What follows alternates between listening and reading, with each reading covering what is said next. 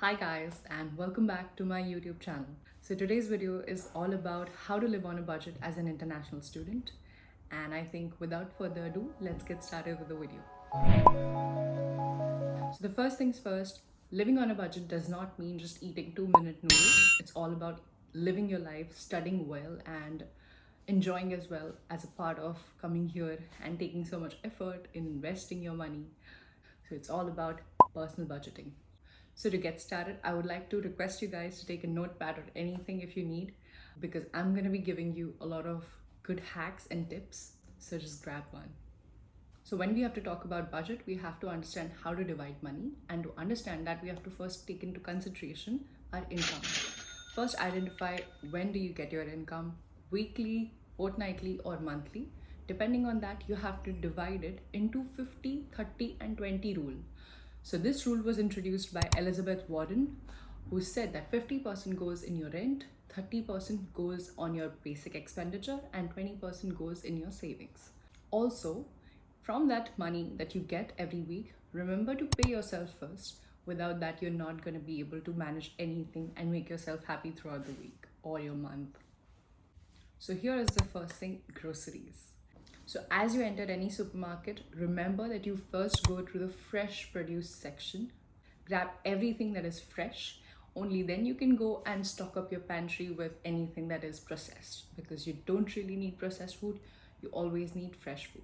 So for me, I would always take out at least $40 to $50 weekly, and all that money goes in purchasing groceries. You would ask me if I do meal preps or weekly schedule of meals.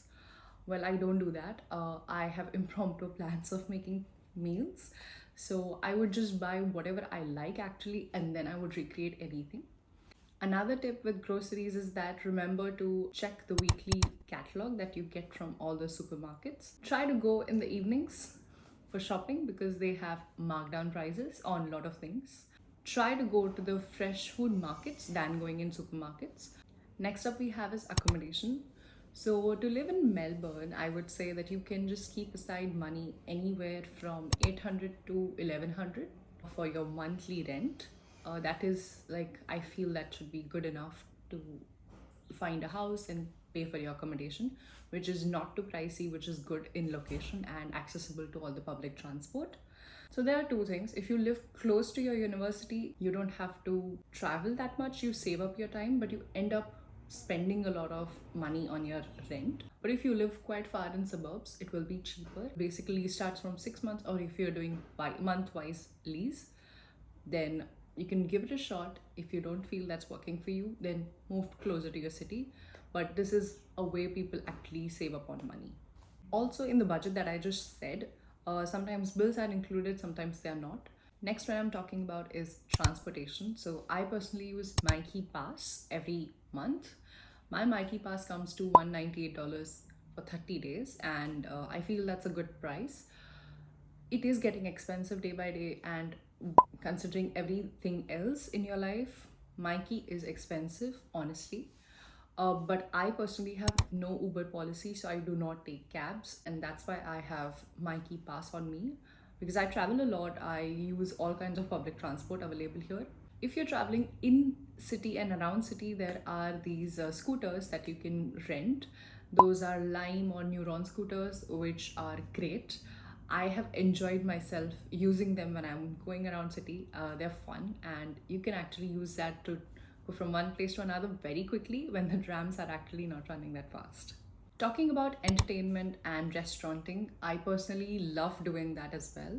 So what I do is I keep aside at least $15 a week to eat outside. So I have this token economy system which I have adopted.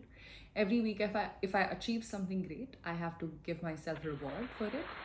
So I use this $15 or whatever money that I have kept aside for myself to treat or to eat outside. I personally go and eat only sushi, or I would eat like a Mexican burrito bowl. Another thing to remember in entertainment part is shopping. I would definitely go and purchase from Winnie's or Salvo's. It's like a thrift shop in Melbourne. You get it at a very good price, like throwaway prices. There are also many opportunities where you get student discounts and you get a lot of things at a cheaper price. For example, going for a movie, you get it at a concession rate. Even the public transport, you get concession rate if your course is enrolled with the PTV thing. Also, quick hack, don't use Uber Eats, DoorDash. It's unnecessary spending so much money on delivery charges, taxes, overrated dishes. So I personally love traveling anyways. I anyways have my key pass, so I would go and eat in the restaurant instead of ordering home. So all in all, for entertainment, I would keep my goals secured. I would plan ahead of time and make sure that if I want to visit a place, if I'm going with a group, I would save up that much money within a particular span, and then I would go. I wouldn't do an impromptu purchase of things because I can't do that. I am actually living on a budget. Next up we have is to have a savings account. I would highly recommend everyone to get a savings account for themselves. Savings account gives interest. You can actually build a goal and actually use that money as an emergency fund. So when it comes to savings account, I diligently follow 50% rule. Honestly, getting interest on whatever I've saved gives me so much pleasure. I love seeing the interest every first of the month. It makes me very happy. Don't dig in your savings unless it's like dire need. It's unnecessary to put your hand in that. Make sure you just have kept it aside out of your eyes. You don't see that, you don't touch that, you just leave it, you just forget about it. So all in all, I'll give you like a sweet budget, what happens actually every month. So for groceries, you end up spending around $400, considering you're spending $50 a week. For transportation, you can consider $198 for my key pass, but I would say you can either take it as like $50 a month or $198 a month, depending on your travel rate. The eating out is not very consistent amount of money that I can quote, but I would still say that keep aside $100 a month. But yeah, eating out or slash entertainment can be considered in $100 budget. Now I'm gonna shoot like few tips for you guys to remember. First things first, pay yourself. I would say always remember to adjust this depending on your expenditures because you don't want to dig in the money and lose your interest later. Second thing, keep track of your weekly budget. That's what I did very thoroughly for around 6 months. And then I got into habit of naturally doing that. So I had this financial planner with me on me. I used to literally write down everything that I spent my money on by the end of the week. And then next week, I'll make a little more improvement in restricting myself, controlling unnecessary expenditure. Third thing is, if you are living in a shared apartment, get yourself a Costco membership or buy in wholesale from Aldi because that will be cheaper plan for you and it will save up a lot of money for you to go around Melbourne or going anywhere for that matter. Number 4, I use Afterpay, but always remember to use this service very wisely. Pay later services are super hectic if you can't really pay it later.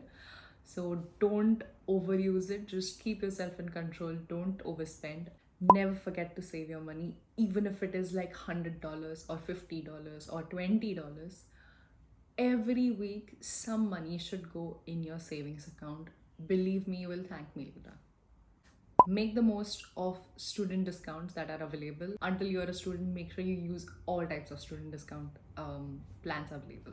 Next is a very important thing to me, and I have been following it forever. That helps me to keep myself in budget.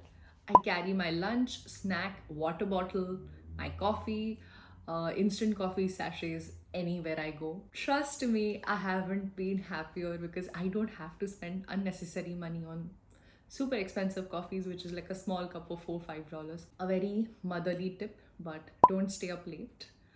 Go to bed early, rise early, you will have good productivity entire day. You would not want to order any food, you would not want to spend money on Uber rides to work or anywhere. And the last tip, buy whatever you need. Do not overbuy because when you'll be moving houses, you will regret every purchase, you will regret every object that you have, because I have moved 3 houses. I have regretted in my recent shift because It's horrible when you need to pack like zillion things and you feel like, what the hell am I doing? I don't need all this. Why am I having this? I don't have that much stuff, but I still feel like, oh god, why do I have this even? So curb your expenditure. Make sure you have recognized and you have identified everything that you need. You don't want to buy what you want to buy. So yeah, that's it for today's video. I hope you guys have learned out of it. This is my journey. It will be different for everyone. I am not giving you straight up advice. You can actually mold your lifestyle with whatever tips I've just given you, and you can decide for yourself. I hope you like this video. If you have any questions, please put down in the comment sections. I'll definitely answer them. And don't forget to like, share, and subscribe this video with whoever you know is coming to Australia, or whoever needs this budgeting. If they're splurging, just send this to them. They'll thank you. I'll see you guys in my next video. Until then, bye bye.